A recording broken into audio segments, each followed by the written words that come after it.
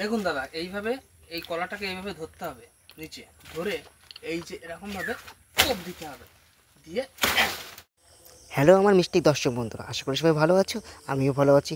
আজকে আবার চলে আসলাম নতুন একটা ভিডিও নিয়ে।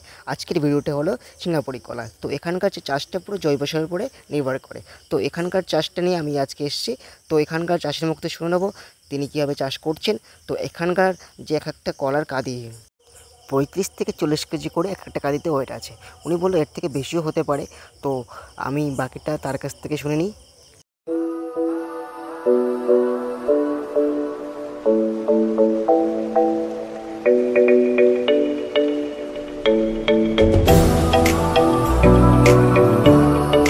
আচ্ছা, এই যে আপনি যে চাষ করেছেন কলা চাষ, আপনার এই চাষে কি প্রয়োগ করেন আর কেমন কলা হচ্ছে, কেমন বাজারে মূল্য আছে দাম?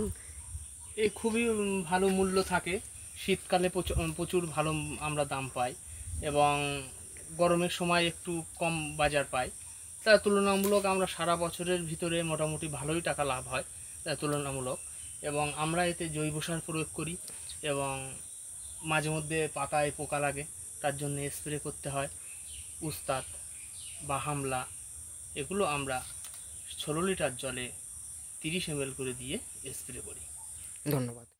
দেখুন দাদা, এইভাবে এই কলাটাকে এইভাবে ধরতে হবে, নিচে ধরে এই যে এরকমভাবে কোপ দিতে হবে, দিয়ে কলা আমার হাতের মতোই, দেখুন একটা আমার সমান খাদি,